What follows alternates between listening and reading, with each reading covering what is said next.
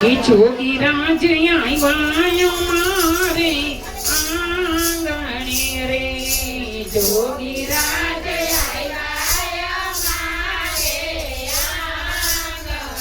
રે દર્શન દેવા દીનો નાથ જોગીરાજ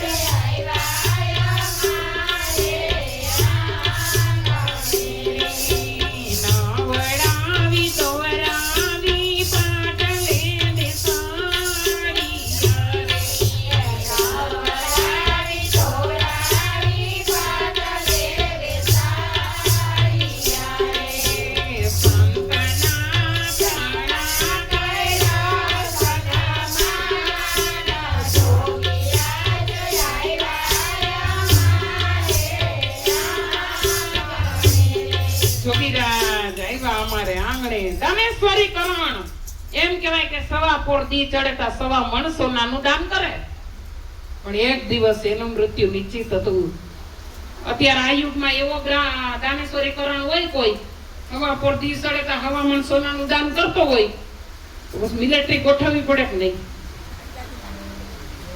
સવા પોર દી ચડતા સવા મણ સોનાનું દાન કરે, પણ એક દિવસ એમ કહેવાય કે એના કર્મનો હિસાબ ભગવાન મીંડા માંગવા. કરણે કીધું ભગવાન મને થોડુંક જમવાનું આપો. ભગવાને હોનાના ઢગલા કરી દીધા, મેં નહીં ખાવા. અરે ભગવાન કઈ હોનું ખવાય? એ કે તે દીધું હોય ઈ તને મળે. અને તઈએ કરણે કીધું ભગવાન તો મને થોડુંક જમવાનું તો તમારે આપવું જ જોઈએ, કે મોઢામાં અંગૂઠો નાખ તને આંગળી ચીંધવાનું પુણ્ય મળે. અને કરણે મોઢામાં અંગૂઠો નાખ્યો તો આમીનો ઓડકાર આવ્યો. ભગવાન આનું કારણ બસ એક જ છે, કોકને હારી આંગળી ચીધી હોય ને એને અમીના જ ઓડકાર આવે ભાઈ. નાયજી કરણે કીધું ભગવાન મને પાછો મૃત્યુ લોકમાં મોકલો, હું એવા કામ કરું સાધુ સંત ભગત ભિખારી જમાડ્યા વગર હું જમીશ નહીં. ઈ કરણ એમ કહેવાય કે જુનાગઢની સોડમાં પડેલું બિલખા જેવું ગામ જે બગાડસા વાણિયાની ઘરે સગાડસા તરીકે અવતર્યો, પણ એવા કામ કરે. સગાડસાની ઘરે સંગાવતીનો એક દીકરો સેલૈયો કે જે ત્રણેય પાખિયા હરખા હો ભાઈ. સાધુડા નો જમે આંગણે, સંતો નો જમે તાંગે અન્ન પાણી નો લીએ. એ શેઠ સગાડસને સંગાવતી રાણી એ સાધુ જમાડી પછી લે અન્ન પાણી. સાધુ જમે નહીં તાંગે જમે નહીં, પણ આજ ભગવાન લક્ષ્મીજી અને વિષ્ણુ કુટુંબમાં બેઠા છે, બેઠા બેઠા વાતો કરે કે દેવી મને ભારત જેવો દેશ યાદ આવે. અરે ભારતની અંદર મને ગુજરાત યાદ આવે, અને ગુજરાતમાં મને જુનાગઢની સોડમાં પડેલું બિલખા જેવું ગામ યાદ આવે. લક્ષ્મીજી કે ન્યા હું? અરે ન્યા મને શેઠ સગાડસાની સંગાવતી રાણી ની મહેમાનગતિ યાદ આવે. મારે તો અહીંયા મહેમાનગતિ કરવા જવું છે. અને કીધું કે ભૂંગલા મુંગટ ને ભૂલા મોજડી રેલો, ભૂલા મુંગટ ને ભૂલા મોજડી રેલો, ભૂલા છે કઈ દેહ કેરું ભાન જો આવ્યા પ્રભુજી આંગણે રેલો, બોલો આવ્યા પ્રભુજી આંગણે રેલો. ભગવાન મેરનું ગાન ભૂલી ગયા ને કુવાને કાંઠે એવી એલી મચાવી પણ કુવાને કાંઠે જાય. આખા ગામમાં આટો મરે પણ કોઈ સાધુડા જડે નહીં. આજ ભગવાન કુવાને કાંઠે આવીને બેહી ગયા, પણ એવું રૂપ લીધું કે રગત પીત્યું રૂપ શરીર, જેમાં લોહીમાંથી રસી પરવું ને જંતુ આયલા જાય આવું રગત પીતિયાનું વેહ લઈ કુવાને કાંઠે બેહી ગયા. સંગાવતી મૈની કેવા કે નાથ તમે ગામમાં આટો મારો, કોક મળશે. અને સગાડસા જે ગામમાં આટો મારે તો એક સાધુડો બેઠો છે, પણ એની બાહે જવાતું નથી. એવી દુર્ગંધ મારે. પાસે બેહી પૂછ્યું કે મહારાજ તમે અમારી ઘરે જમવા આવશો? કે જમવા તો આવું, તારામાં તેવડી છે? અરે બાપુ ઘણા એવા સાધુરા જમાડી દીધા. ભગવાન મનમાં મીંડા બોલવા આવો નહીં હોય. નવરાવી ગૌરાવી ઘેરે લઈ ગયા, રૂના ટોપલામાં બેહાયરા. સંગાવતી સરસ મજાની રસોઈ બનાવી અને મહારાજને કીધું. હું કીધું એ હવે તમે જમજો.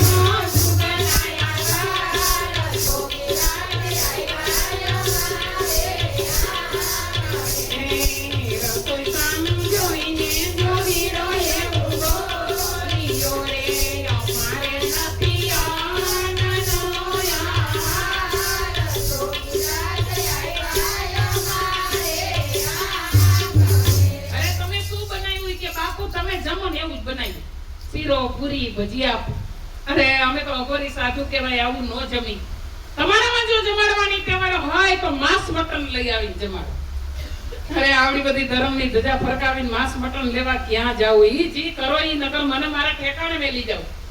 સગાડસા આઈસરાનો ધર્મ હાસવા જપાની સારે કે કસોરું હંગરી અને ભાઈ કસાઈ વાળામાં ગયા હો. પરમાટી લઈવાને એની રસોઈ બનાવીને કીધું મારા જમી લ્યો. એ કે જમી લઉં, પણ આમ મટન શેનું છે? ગાયનું છે, ભેંસનું છે, બકરાનું છે, બોકડાનું છે? કે બાપુ ઈ તો અમને ખબર નથી. તો તમારામાં તેવડ નથી, મને મારા ઠેકાણે મેલી જાવ. અને સંગાવતી કે બાપુ આ ભારત દેશની નારી હે, તમને ખવા નહીં દે.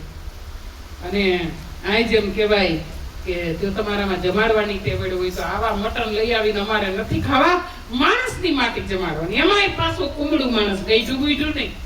અને સગાડસા એટલું બોલ્યા, હું બોલ્યા, એ વાલા મારા માણસ વેચાતી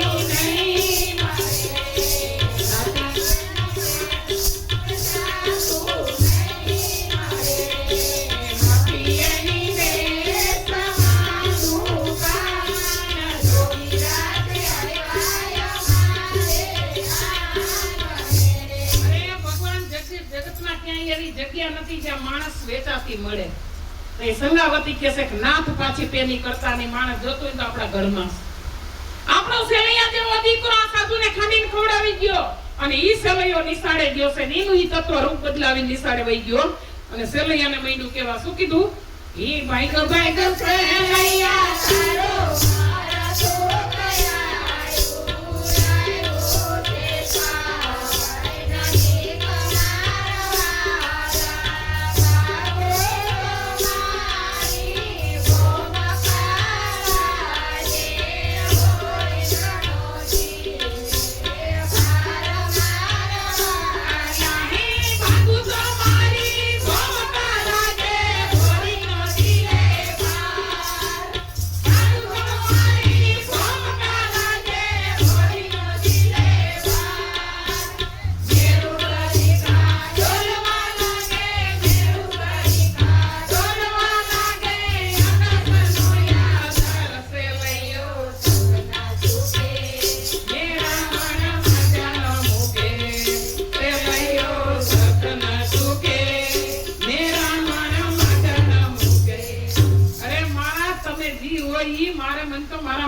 ભગવાન છે.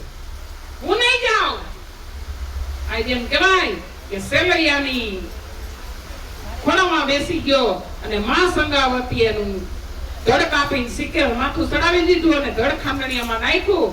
એની રસોઈ બનાવી, મહારાજ તમે જમી લ્યો. ઈ કે તમે બહુ કરી હો, મળ મૂતર રાંધીને મને ખવડાવવા બેઠા છો.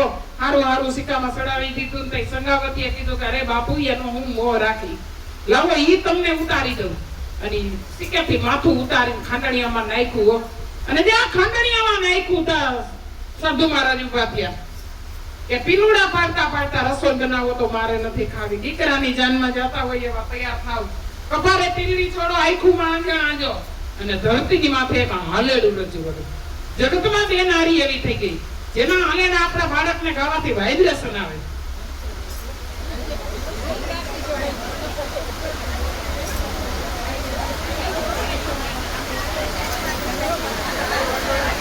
હા, અને કે જેના વાઇબ્રેશન આવે. અટાણી ગાયું તો હાલેડું ગાય હુલુલુલુલુ કુજે તાર બબકડો. છત્રપતિ શિવાજીની માં જીજાબાઈ કેવું હાલેડું ગાયું, કેવું હાલેડું ગાઈને માં જીજાબાઈને આર્ય નારીમાં ગણવામાં આવી. એટલે કીધું એ થઈને થઈને કુખજી જા ભાઈની જ્યાં શિવાજી જન્મો હતો તલવાર તેરી તારો એને હિન્દુ ધર્મ રાખ્યો હતો. અડકાર દેતી પુત્રને વરજે રણ મેદાનમાં દેશની આર્ય રમણી અમર છે ઇતિહાસમાં. સેલૈયાની માથું ખાંડીને એની રસોઈ બનાવીને વરી મહારાજને કીધું મહારાજ તમે જમી લ્યો.